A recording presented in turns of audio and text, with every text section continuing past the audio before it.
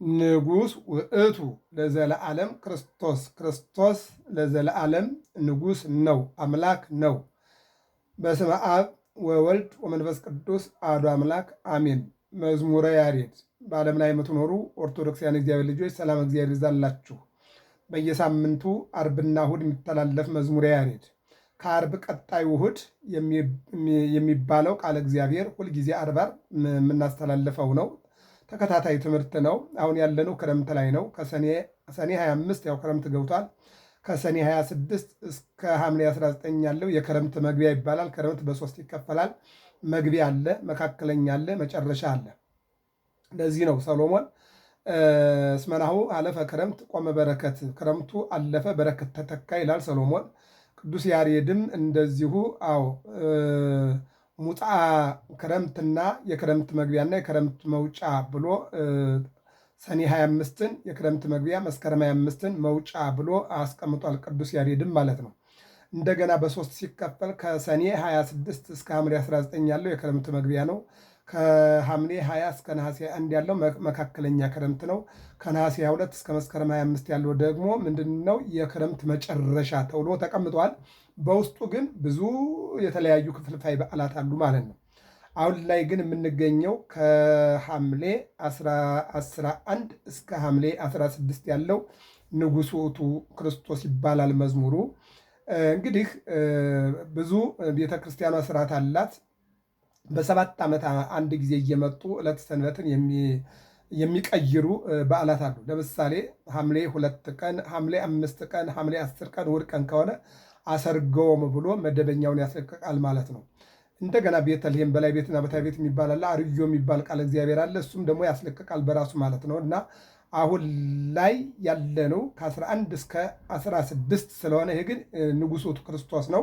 እንደተለመደው መጀመሪያ ዜማውን እንላለን፣ ከዛ ደግሞ ወደ ትርጉሙ እንሄዳለን ማለት ነው። ሊቃውንቱ መጀመሪያ ዜማውን ይላሉ፣ ከዚያ በመቋሚያ ይዘማሉ፣ ከዚያ ጸናጽኑን ይላሉ። እኛ ግን መጀመሪያ ዘሩን እንላለን፣ ከዘሩ በኋላ ፍቹን እንልና ተርጉመን ወደ መልእክታቱ እንሄዳለን ማለት ነው። ስለዚህ አሁን የሚቀድመው ምኑ ነው ማለት ነው?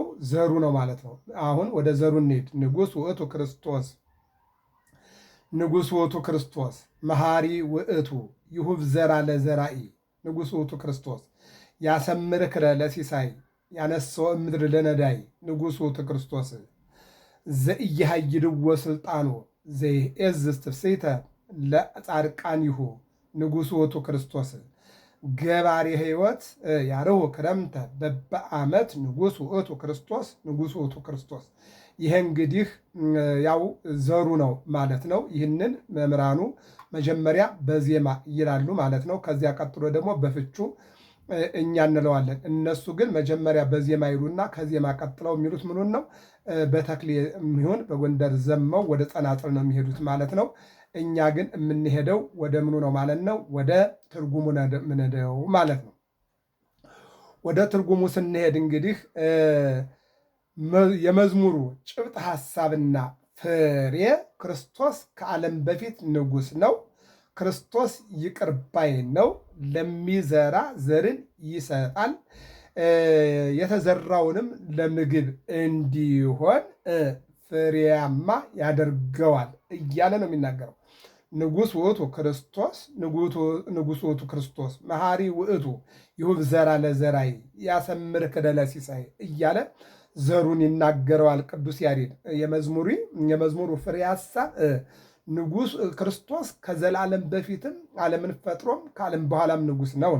ይህን ቅዱስ ዳዊት እግዚአብሔርሰ ንጉሥ ውእቱ እምቅድመ ዓለም ወገብረ መድኃኒተ በማእከለ ምድር እግዚአብሔርማ አንድም እግዚአብሔርስ ከዓለም አስቀድሞ ንጉሥ ነው ይልና ዓለምን ፈጥሮ በማእከለ ምድር ኢየሩሳሌም ቀራንዮ ላይ ተሰቅሎ ዓለሙን አዳነ ይለዋል።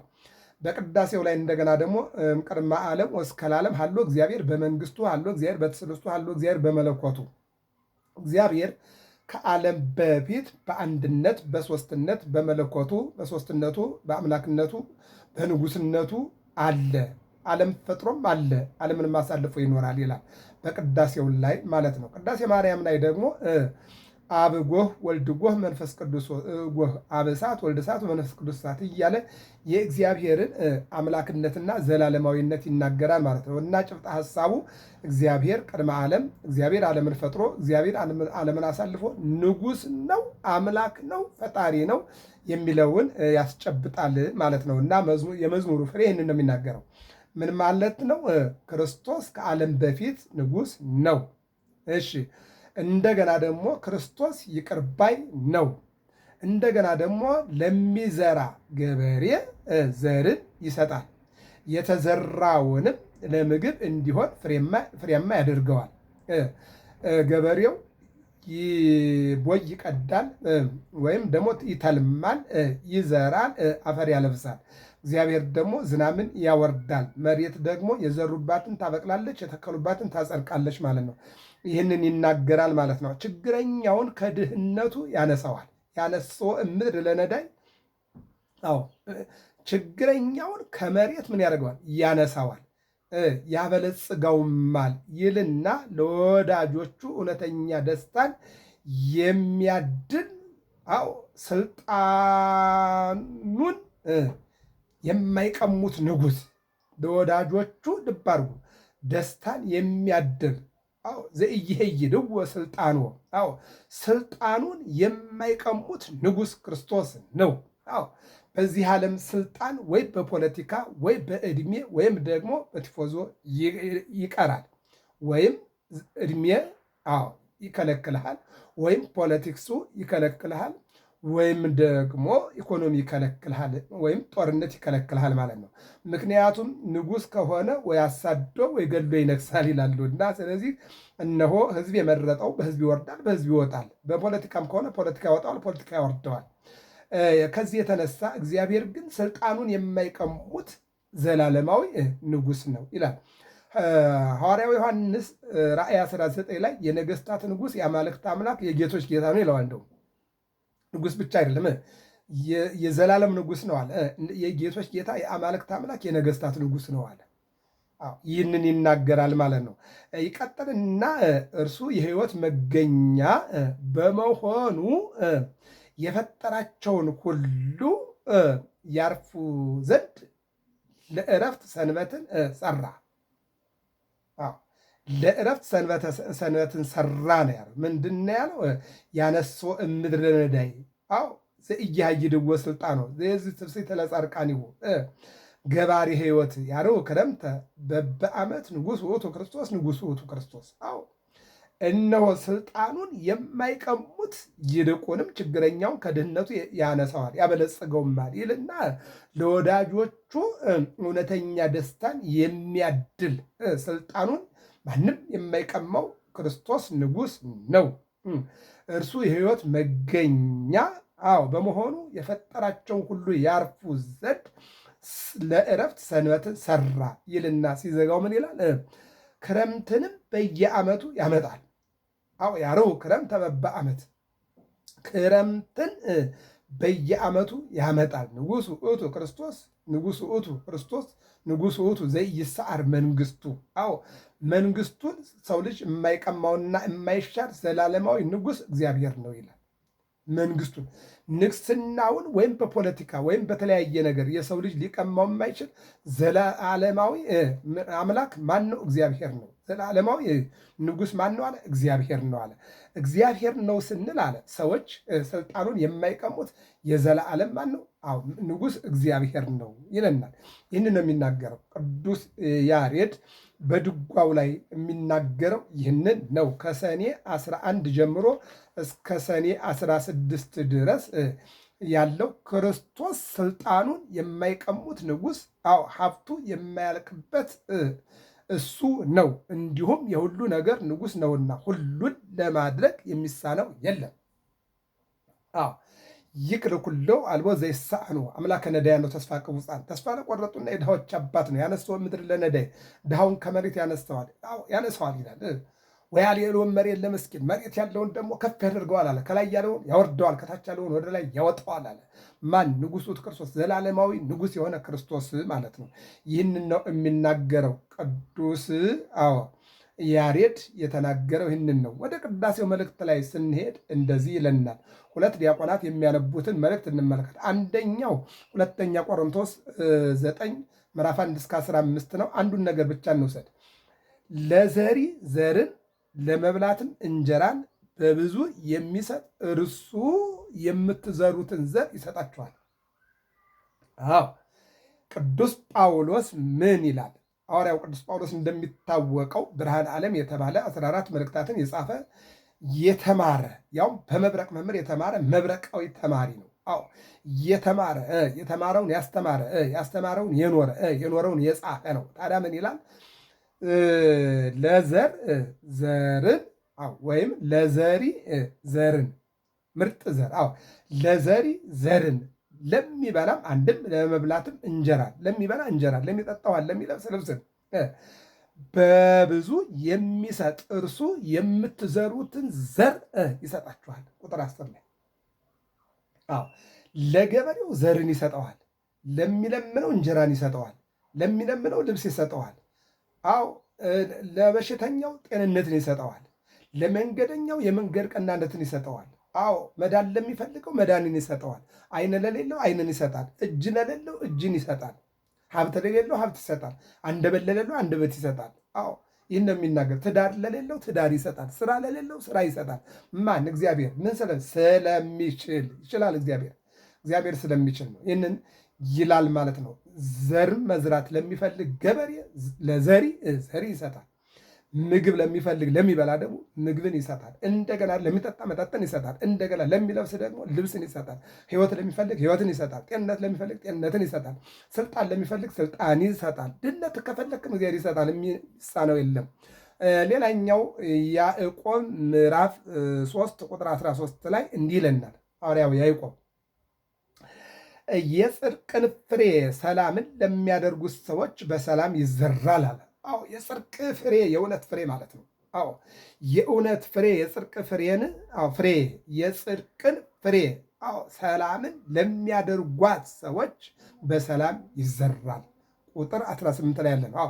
የእውነት ፍሬ የጽድቅ ፍሬ የይቅርታ ፍሬ ይልቁንም ደግሞ የእውነት ፍሬ እነሆ ይዘራል፣ ይበቅላል፣ ይታጨዳል፣ ይሰበሰባል። ስለ አንዱ ፋንታ 30 መቶ ፍሬም ይገኝበታል ይለናል ቅዱስ ያዕቆብ። በነገራችን ላይ ያዕቆብ እንደሚታወቀው የኢየሩሳሌም ኤጲስቆጶስ ነው። ከ12ቱ ሐዋርያት አንዱ ነው። እንደውም እግረ ዱግዱግ ይለዋል። የሚገርመው ነገር እግረ በሽተኛ ሆኖ በሽተኛ መሆኑ አገልግሎቱን እንዲያቋርጥ ያላደረገው ይልቁንም ሐዋርያት መተሳሰባቸው በእኛ ዘመን ያጣነውን እነሱ ጥሩ መተሳሰብ ነበራቸውና ሩቅ ቦታ ላይ ክዶ ማስተማር ስለማይችል ቅርብ ቦታ እንስጠው ብለው ኢየሩሳሌምን ሰጠውት። ኢየሩሳሌም እነሆ በኤጲስቆጶስነት ያስተማረና ሕዝቡን የባረከና ያረጋጋ እስከ መጨረሻው ድረስ የታመነ ሐዋርያ ነው። በሽተኛነቱ እነሆ እግዚአብሔርን ከማገልገል ያልከለከለውና ወደኋላ እንዲዘገይም ያላደረገው ሐዋርያ ነው ይለናል። ማን ነው? ቅዱስ ያዕቆብ ማለት ነው። እና እኛም ምንድን ነው ለአገልግሎት በምንወጣበት ሰዓት ላይ እግሬን አመመኝ፣ ፈለጠኝ፣ ቆረጠኝ ማለቱ አስፈላጊ አይደለም። አንድ ባለቅኔ እንዲህ ብለዋል። ተማሪዎቻቸውን በክረምት ወደ አረም ሄዱ ሲሏቸው ከተማሪዎች መካከል አንዱ ተንኮል ያለበት እግሬን አሞኛል አለ። እንደ አጋጣሚ ቅኔ የሚዘርፉበት ቀን በበነጋው ማለት ነው በ23 ነው እንግዲህ ለአረም ሄዱ የተባሉት። በ24 ሌሊት ቅኔ ሲዘርፉ እንዲህ አሉ። ምንድን ነው ያሉት? ተክለ ሃይማኖት መርዳ አገር ጉባኤ እንጦንዮስ ረድ ወመቃሪዎስ መፍቅሩ ዝሃከየ ነፃ ተደንግሎ ተመላእ ምድሩ ሀበ ግብረ ክቡር ኤልያስ ወመልከጼዴቅ መምህሩ እዝራ ወሄኖክ እንዘ ይሐውሩ አመክነየ በዛሃም እግሩ ብሏል። ምንድን ነው ፍሬ ሐሳቡ? ተክለ ሃይማኖት እነሆ እዝራና ሄኖክ ስራ ሂዱ ተብለው ለማጨድ ወይም ለማረም ሲሄዱ ተክለ ሃይማኖት የተባለው ተማሪ ግን እግሬን አመመኝ ብሎ አመካይቶ ቀረ ብለው ሊቁ ተናግረዋል። እና እንዲህ አይነት አመለካከት ያላቸው ሰዎች አሉና ስለዚህ ሁላችንንም የበጎ ስራ ሰራተኞች እንጂ የምክንያት ሰዎች እንዳንሆን እግዚአብሔር ይርዳን። ወደ ምስባኩ ስንሄድ ደግሞ እንግዲህ መልእክታቱ ቅዱስ ጳውሎስ እንዲሁም ቅዱስ ያዕቆብ የተናገሯቸው መልእክታት ናቸው። ወደ ምስባኩ ስንሄድ ደግሞ መዝሙረኛው ልበ አምላክ ዳዊት በመዝሙር 112 ቁጥር 7 ላይ የተናገረውን ትንቢታዊ ቃል ነው የምንመለከተው። ያነሰወ እምድር ለነዳይ ወያኔእሎ እመሬት ለምስኪን ይለናል። ምን ማለቱ ነው? ዘያነሰወ እምድር ለነዳይ ይላል። ዘያነሰወ እምድር ለነዳይ ድሃውን ከትቢያነቱ የሚያነሳ እሱ ነው። ድሃውን ከትቢያነቱ የሚያነሳ ማለት ከድህነቱ ሀብታም የሚያደርግ ድሃውን የሚያስበው ድሃውን ከፍ የሚያደርገው የተናቀውን የሚያከብረው የወደቀውን የሚያነሳው እሱ ነው ማለት ነው። ልበ አምላክ ዳዊት ዘያነሰወ እምድር ለነዳይ ድሃውን ከትቢያነቱ የሚያነሳው እሱ ነው አለ። ይቀጥልና ወያሌእሎ እመሬት ለምስኪን ለምስኪን እመሬት ለማለት ደገመው። ለምስኪን እመሬት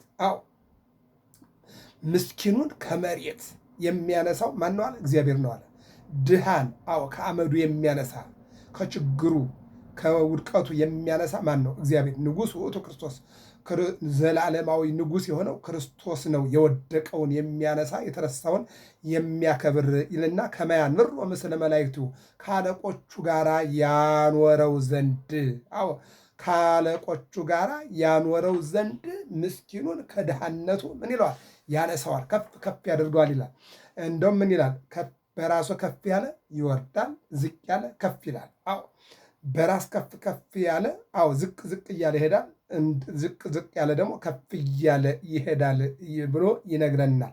ነቢያትን ከፍ ያደረገ፣ ሐዋርያትን ከፍ ያደረገ፣ ሰብአ አርድእትን ከፍ ያደረገ፣ ጻድቃንን ከፍ ያደረገ፣ ደናግል መነኮሳትን ከፍ ያደረገ ማን ነው ካልከኝ እግዚአብሔር እርሱ ነው ይልና ይናገራል። እግዚአብሔር እነሆ ከፍ የሚያደርጋቸውን ከፍ ያደርጋል ብሎ ይናገራል ማለት ነው። ልበ አምላክ ዳዊት በነገራችን ላይ እግዚአብሔር ከፍ የሚያደርግ አምላክ እንደሆነ በተለያየ መልኩ ተናግሯል። ድሃውን ከፍ ሲያደርግ ሀብታሙን ሲያወርድ አይቼዋለሁኝ። ባለ ጉልበቱን እነሆ ወደ መሬት አውርዶ ጉልበት የለም የተባለውን ደግሞ ከፍ ሲያደርገው አይቻለሁ ብሎ ይናገራል። ለምን? ጎልያድ የተባለ ባለ ጉልበት ዳዊትን እገላለሁ ብሎ በተገዳደረ ጊዜ እግዚአብሔር ዳዊትን ምንድን ነው ያደረገው? በትንሽነቱ ጠርቶና መርጦ በጉልበቱ በልምዱ በመሳሪያው ታላቅ የሆነውን ጎልያድን እረኛው ዳዊት በጠጠር እንዲጥለው አድርጎ ትንሹ ታላቁን እንደሚጥለው ታላቁን ታናሹ እንደሚበልጠው በሱ ስላየ እግዚአብሔር ድሃውን ከፍ እንደሚያደርገው ባለጸጋውን ደግሞ ዝቅ እንደሚያደርግ ቅዱስ ዳዊት ያውቃል። ስለሚያውቅ ባወቀ ተናገረ ማለት ነው። አያችሁ፣ ባወቁ መናገር ያለ ነውና የሰሙትን መመስከር ያወቁትን መናገር ልማድ ነውና ባወቀ ተናገረ። ምን አለ? ዘያነሰወ እምድር ለነዳይ ድሃውን ከመሬት የሚያነሳ አንድም ድሃውን ከመሬት የሚያነሳው እሱ ነው አለ። ወያሌእሎ እመሬት ለምስኪን ወያሌእሎ እነሆ ድሃውን ከምስኪኑን ከታች ወደ ላይ የሚያወጣው ከመያንሮ መሰለ መላእክቱ ከአለቆቹ ጋር እኩል የሚያደርገው እሱ ነው አለ። አየው። ወደ ወንጌሉ ነድ ወንጌሉ ስንሄድ የማቴዎስ ወንጌል ምዕራፍ 21 ቁጥር 28 ነው የሚነበው። ወምን ተትብሉ ምን ትፈርዳላችሁ? የሰኔ 12 ቀን ወንጌል የሚሆነው እንግዲህ ይሄ ነው። የማቴዎስ ወንጌል ምዕራፍ 21 ቁጥር 28 ላይ ያለው ነው። ምን ትፈርዳላችሁ? ምን ትብሉ ምን ትፈርዳላችሁ ይለናል። ብእሲ ቦቱ ክሌቱ ደቂቅ ለአንድ ሰው 2 ልጆች አሉት። ወንጌሉ ያው የቀኑ ስለሆነ እንናገረው። እዚህ ቀደም ግን በወንጌል አገልግሎት ገብረ መስቀል ሚዲያ ላይ ተጭኗል። እዚያ ላይ ማዳመጥ ይቻላል። እዚህ ላይ ደግሞ ቦታው ስለሆነ እንነጋገረዋለን። ለአንድ ሰው 2 ልጆች አሉት። ታላቁን ልጁን ወደ ወይን ቦታ ሂድና ታላቁ ልጁን ዛሬ ሄደህ ወይን ጠብቅ አለው። ወደ ወይን ቦታ ወደ ወይን እርሻ ሂድና ወይን እርሻ ጠብቅ አለው ይላል።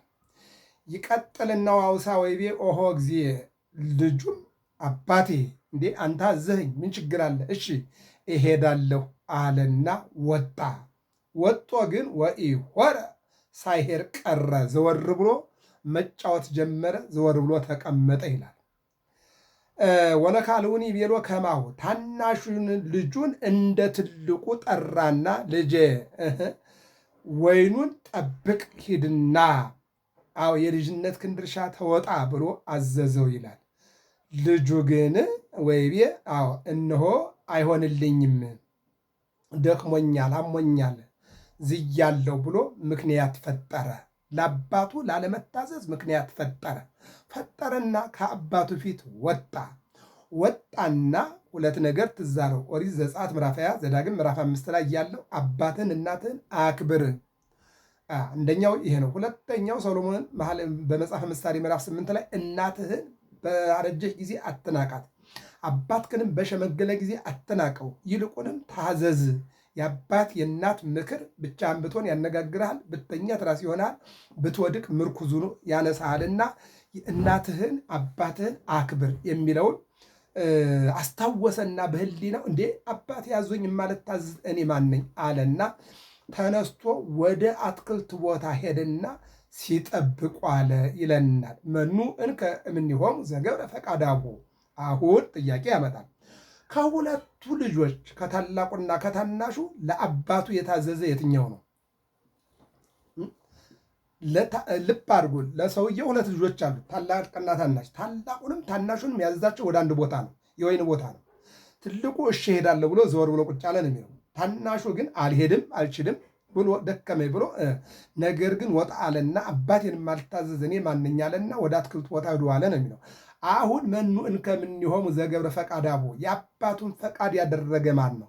እሄዳለሁ ብሎ ከቀረውና አልሄድም ብሎ ከሄደው የአባቱን ፈቃድ የፈጸመ ያደረገ ያጠናቀቀ ማን ነው አለና ጻፍት ፈሪሳውያንን ጠየቃቸው ይላል።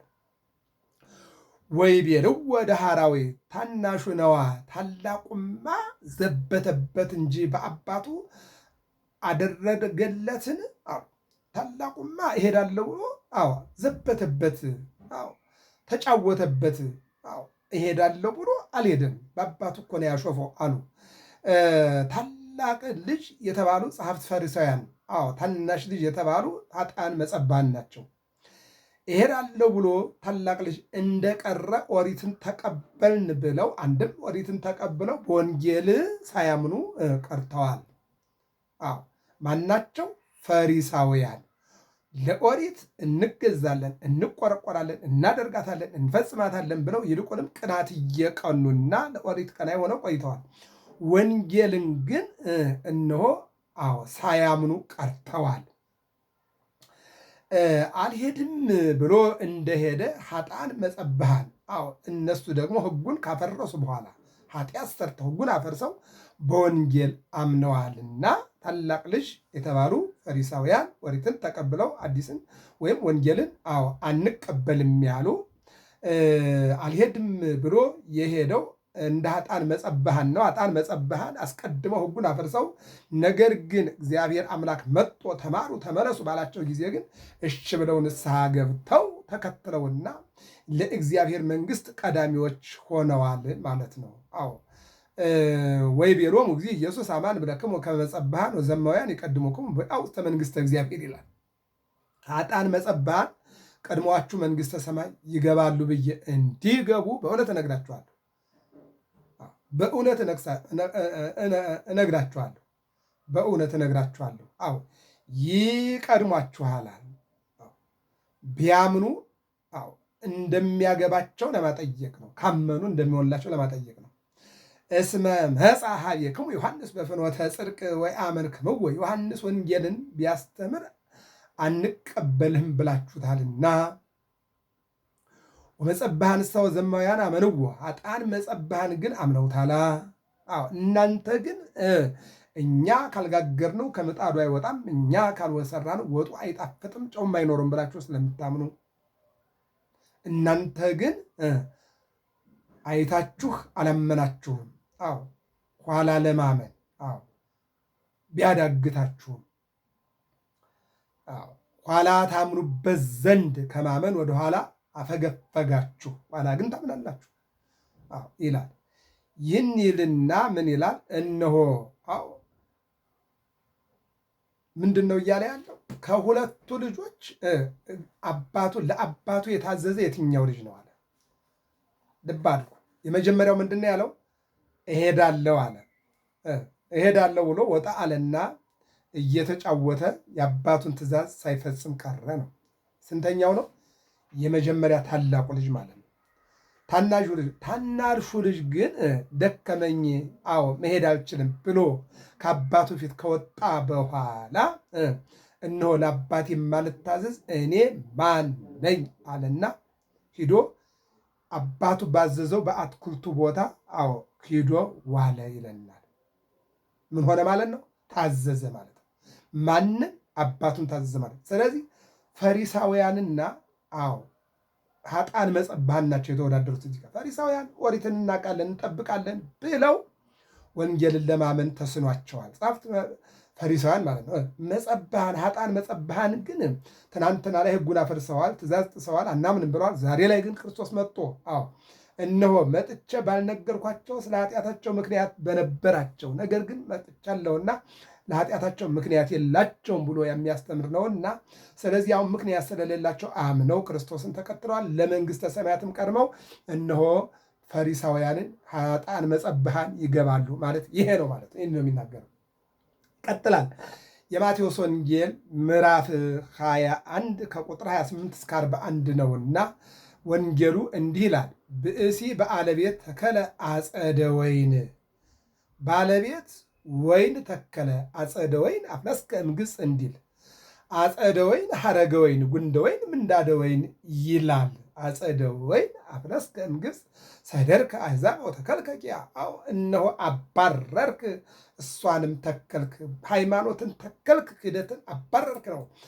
ምንፍቅናን ክህደትን አባረርክ፣ ሃይማኖትን ተከልክ፣ በሰዎች ልቡና ተከልክ፣ በሰዎች አይምሮ በሰዎች ሕሊና ተከልክ ይላል። ወገብረ ሎቱ ጸቆነ ቅጽር ቀጠረለት፣ ዋክሬ ሎቱ ምክያደ የዘቢብ ማስጫ ውድማ አበጀለት፣ ዋነፀ ማይፈደ ለጠባቂ ግንብ ሰራ፣ ወሴመ አቀብተ እነሆ ጠባቂ ሾመ ይልና ውሃቦሙ ለአቀብት ወነገደ ጠባቂ ሹሞ ሄደ ይላል። ዋመ በጽሐ ጊዜሁ ወአመ በጽሐ ጊዜ ፍሬሁ እነሆ አግብርቲሁ አበ አቀብተ ወይን፣ የሚያፈራበት ጊዜ በደረሰ ሰዓት ብላቴኖቹን ከጠባቆቹ ላከ። ከመ ያምጽኡ ሎቱ እምፍሬ ወይኑ፣ ከወይኑ ፍሬ ያመጡለት ዘንድ እነሆ ሰራተኞችን ወደ ጠባቂዎቹ ፍሬው ደርሷልና ከፍሬው ላኩልኝ ብሎ ጠባቂዎቹ እንዳይከለክሏቸው እነሆ ላከ። ከመ ያምጽኡ ሎቱ እምፍሬ ወይኑ፣ ከወይኑ ፍሬ ያመጡለት ዘንድ እነሆ አገልጋዮቹን ብላቴኖቹን ወደ ወይኑ ቦታ ላከ፣ ወደ ሰራተኞቹ ላከ። ወአኀዝዎሙ አቀብት ለአግብርቲሁ፣ ጠባቆቹ ለብላቴኖቹ አንድ ብላቴኖችን ይዘው ጠባቂዎቹ የወይን ጠባቂዎቹ የተላኩትን መልእክተኞች ብላቴኖች ይዘው ወዘቀተሉ የገደሉት አለ፣ ወቦ ዘወገሩ በድንጋይ የመቱት አለ፣ ወቦ ዘቀሰፉ የገረፉት አለ፣ በጅራፍ በልምጭ የገረፉት አለ። ወእምዝ ፈነወ ካልአነ አግብርተ ዘይበዝሁም ቀደምት። መጀመሪያ የተላኩት ትንሽ ነበሩና አሁን ደግሞ ብዙዎችን ላከ ይላል። ከዚህ በኋላ ከቀደሙት የሚበዙ ሌሎች ብላቴኖችን ላከ ይላል። ወኪያሆሙኒ ከማሆሙ ረሰይሆሙ፣ እሳቸውንም አንድም እነሱንም እንደዚሁ አደረጓቸው። የገደሉት አለ፣ በድንጋይ የወገሩት አለ፣ በዱላ የመቱት አለ፣ በጅራፍ የቀሰፉት አለ፣ በልምጭ የገረፉት አለ ይለናል። ወድረፈነው ሀቢሆሙ ወልዶ እንዘ ይብል ያፍርዎ ለወልድየሰ። ከዚህ በኋላ ልጄንስ ቢሆን ያፍሩታል፣ ባይሆንም ያከብሩታል ብሎ ልጁን ላከ። ልብ አድርጉ። ከዚህ በኋላ ልጄንስ ቢሆን ያከብሩታል፣ ባይሆን ያፍሩታል ብሎ ልጁን ላከ። ወሶበ ርእይዎ አቀብት ለወልዱ ወይቤሉ በበይናቲሆሙ ነዋ ዝንቱ ውእቱ ወራሲሁ ኑ ንቅትሎ ወንርከብ ርስቶ። አዎ ጠባቆች ባዩት ጊዜ ርስቱ ይገባኛል የሚል እነሆ ይህ ነው፣ እሱን ገድለን ርስቱን እጅ እናድርግ አሉና ገና ከሩቅ ሲመጣ ተመካከሩ ይላል። ገና ከሩቅ አዎ ሲመጣ ተመካከሩ። በዮሴፍ ላይ ወንድሞቹ ባለህልሙ ባለመፈክሩ መጣ፣ አዎ እንግደለው ብለው መጀመሪያ አስረው ወደ ገል ጨመሩት። ከዚያ በኋላ ደግሞ ለምድያም ነጋዴዎች ሽጠውታልና ባለህልሙ መጣ ብለው እንደተመካከሩበት ወራሹ ይህ ነው እንግደለውና ርስቱን እንካፈል ብለው ተመካከሩ ይለናል። ወነስእዎ ወአውፅእዎ አፈአ። አዎ ምን ነው? ወነስእዎ ወአውፅእዎ እማጸደ ወይን ወቀተልዎ ዮሐንስ 11:53 ላይ ወነስእዎ ወአውፅእዎ አፈአ እማጸደ ወይን ወቀተልዎ። ያሳዝናል። ይዘው ከወይኑ ቦታ አውጥተው ገደሉት። የሰው ደም ተክል ያደርቃል ይባላልና በወይኑ ቦታ እንዳይሞት ከወይኑ ቦታ አውጥተው ምን አደረጉ? ገደሉት። ወሶበ መጻ በዓለ ጸደ ወይን ምንተ ይሬስዮሙ ለእሉ አቀብት። የወይኑ ባለቤት በመጣ ጊዜ ምን ያደርጋቸዋል? እነዚህን ጠባቂዎች ምን ያደርጋቸዋል? መጀመሪያ ትንሾች ናቸው፣ በሁለተኛ ብዙዎች ናቸው፣ በሶስተኛ ግን አንድ ልጅ ነው። ሶስቱንም ገደሏቸው። ባለቤቱ በመጣ ጊዜ ምን ያደርጋቸዋል? ወይቤልዎ በእኪት ለእኩያን ያጠፋሙ። እነሆ በሞት ፈርዶ ይቀጣቸዋል። በሞት ፈርዶ በድንጋይ የገደለ በድንጋይ ይሙት፣ በጅራፍ የገደለ በጅራፍ ይሙት፣ በሰይፍ የገደለ በሰይፍ ይሙት ይላልና በሰፈሩበት ቁና ይሰፍርላቸዋል። አዎ ይሰፍርላቸዋል። ያላወቁት ያወቁት የሚያውቁት የማያውቁት የሚባል ነገር የለም። አዎ እነሆ በድንጋይ የወገረው በድንጋይ፣ በሰይፍ የገደለ በሰይፍ፣ በጦር የገደለ በጦር። አዎ ሁሉም እያንዳንዱ እንደውም ዘወገሩ ይላል። የወገሩት አለ፣ ወቦ ዘቀሰፉ የገረፉት አለ፣ በመጋዝ የሰነጠቁት አለ ይላል። የገረፉት የሰደቡት አለ። ይህም ሁሉ እንዳያንዳንዱ እንዘራ ይጥላል። ወወይኑ ይሁ ለካልአነ አቀብት፣ ወይኑንም ለሌሎች ሰዎች ያስጠብቃል ይሰጣል። ለለይሁ ወፍሬው በጊዜው፣ ፍሬውም በየጊዜው ለሚያቀርቡለት ለሌላ ከነዚያ ነጥቆ ለሌላ ይሰጣል። እነዚያን ግን ይገላቸዋል ይላል። ብእሲ በአለቤት አምፃኤ ዓለማት ፈጣሪ ዓለማት አብ ሕገ ኦሪትን ሰራ ወገብረ ሎቱ ጸቆነ። በኦሪት ረድኤት እንዲገኝ ማድረጉን መናገር፣ ረድኤተ እግዚአብሔር ይልቁም ክብረ እግዚአብሔር በረድኤት መጠበቁን መናገር ነው። ወሐነጸ ቤተ መቅደስን ሰራ። አንድ በልባቸው ሁለት በዓለም ላይ እነሆ ቤተ መቅደስን ሰራ። ወአክረየ ልቡናን ሐነጸ ማይፈደ ተልሎተ ትንቢትን አምፃኤ ዓለማት ፈጣሪ ዓለማት አብ በልጁ ህልው ሆኖ ወንጌልን ሰራ። ወገብረ ሎቱ በወንጌል ልጅነትን እንዲገኝ አደረገ። ወአክረየ ነዋየ ቅድሳት ሐነጸ ቤተ ክርስቲያን ለቤተ ክርስቲያን በደሙ ቤዛዋ ወበማይ ዘውዘም ገቦ አጥመቀ። ከጎኑ በተገኘው ማይገቦ ልጅነት ከጎኑ በተገኘው ደመ መለኮት ዘላለማዊ ሕይወት እንዲገኝ አደረገ የሚለው ነው። አክረየ ስፍሐ አእምሮን ሐነጸ ተልሎተ ሃይማኖትን ሰራ። ውሃውን አቀብት ጠብቁ ብሎ ሕግ መስራቱን መናገርና ማስረዳት ነው። ዋመበፃ ሃይማኖት የሚይዙበት ምግባር የሚሰሩበት ጊዜ በደረሰ ጊዜ ፈነው አግብርቲው ሃይማኖት ምግባር ያሰሩለት ዘንድ አበይት ነቢያትን ላከ ነው። ኢሳይያስን፣ ኤርምያስን፣ ሕዝቅኤልን፣ ዳንኤልን ላከ። ኢሳይያስን በመጋዝ ተነጠቁት። ኤርምያስን፣ ዳንኤልን፣ ሕዝቅኤልን በድንጋይ ወግረው ገደሏቸው። ወነስወሙ ሕግ መጠበቅ የሚገባቸው ሕዝቡ አበይት ነቢያትን ደቂቀ ነቢያትን ይዘው ዘቀተሉ የገደሉት አለ። ኢሳይያስን ወወ ዘወገሩ እነ ኤርምያስን ወወ ዘቀሰፉ እለ አሞጽን በለስ ለቃሚ ብለው የገረፉት አለ። አሞጽንም ማለት ነው። ይህንን ነው የሚናገረው። አበይት ነቢያት 4ቱ፣ ደቂቀ ነቢያት 12ቱ እነዚህን ላከ። እየተራ ግን ገደሏቸው። እሱ ግን ምን ብሎ ላካቸው? አስተምሩ ብሎ ላካቸው። እነሱን አበይት ነቢያትን ቀድሞ ገደሏቸው። ደቂቀ ነቢያትን በማስቀጠል ገደሏቸው። ከዛ እንግዲህ ልጁን ደግሞ ሊልክ ነው። ወሶበሬዋ ምን ይላል? ወምዝ ፈኖ ከነዚህ ኋላ ወይም በኋላ ልጁን በስጋ ላከ። ውረድ ተወለድ ብሎ በቅዱስ ገብርኤል አብሳሪነት በድንግል ማርያም ተበሳሪነት በአምላክ በበሰሪነት ልጁን ላከ። ልጄንስ ቢሆን ያከብሩታል ባይሆንም ያፍሩታል ብሎ ላከ።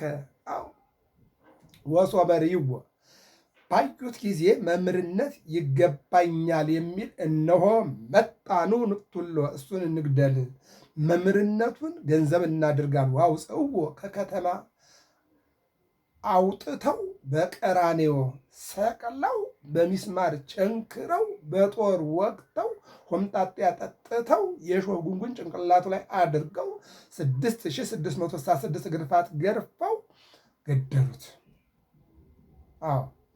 ሕግ መጠበቅ ከሚገባቸው ከልቡናቸው አውጥተው የሕጉ ባለቤት ጌታ በመጣ ጊዜ ምን ያደርጋቸዋል ብሎ ጥያቄ ጠየቃቸው። ወይቤልዎ በእኩይ ለእኩይ ቀትሎ ፈርዶ ያጠፋቸዋል አሉት። ወይኖሂ ይሁብ ሕጉንም ለሌሎች ያስጠብቃል። ለለ ይሁብዎ በዓሉን በየጊዜው እንደሚያከብሩ መጸለት፣ ሰዊት፣ ፋሲካ። በነገራችን ላይ በቀድሞ በዓለ መጸለት፣ በዓለ ፋሲካ፣ በዓለ ሰዊት ተብሎ ይከበራል። ይህንን ዛሬ በቤተክርስቲያናችን በዓለ መጸለት በጥምቀት ተቀይሯል። በዓለ ፋሲካ በበዓለ ትንሣኤ ተቀይሯል። በዓለ ሰዊት በበዓለ ጰራቅሊጦስ ተቀይሯል። በዓሉ ግን አለ። ወበበ አጓሊሁ በየአግባቡ እነሆ ለጠባቂ ሁሉንም ያስረክባል። እግዚአብሔር እሱ ንጉሥ ውእቱም ቅድመ ዓለም እንዳለ እግዚአብሔርማ አንድም እግዚአብሔርስ ከዓለም አስቀድሞ ንጉሥ ነው፣ በማእከለ ዓለም ንጉሥ ነው። ዓለምን ያድን ዘንድ በመስቀል ላይ ተንጠልጥሎ ዓለሙን አዳነ ይልና ንጉሥ ውእቱ ክርስቶስ፣ ንጉሥ ውእቱ ክርስቶስ። ክርስቶስ ንጉሥ ነው። አንድም ንጉሥ ውእቱ ክርስቶስ፣ ክርስቶስ የዘለዓለም ንጉሥ ነው። ንጉሥ ውእቱ ክርስቶስ፣ ንጉሥ ውእቱ ክርስቶስ። ክርስቶስ ንጉሥ ነው፣ ለዘለዓለም ንጉሥ ነው። ገብረ መስቀል ሚዲያ ነው። ሰብስክራይብ፣ ላይክ፣ ሸር አድርጉ። መዝሙረ ያሬድ ከሰኔ 11 እስከ ሰኔ 16 ያለ ዘንድሮ 2018 ዓ ም ሰኔ 12 ቀን ማለው ከሐምሌ 12 ቀን ጀምሮ የሚባል ነው። ከሐምሌ 11 ጀምሮ እስከ ሐምሌ 16 የሚባል ነው። ዘንድሮ ሐምሌ 12 ቀን የሚባል ቃል እግዚአብሔር ነው። ሰብስክራይብ፣ ላይክ፣ ሸር አድርጉ። ሰላም እግዚአብሔር ከሁላችን ጋር ይሆን።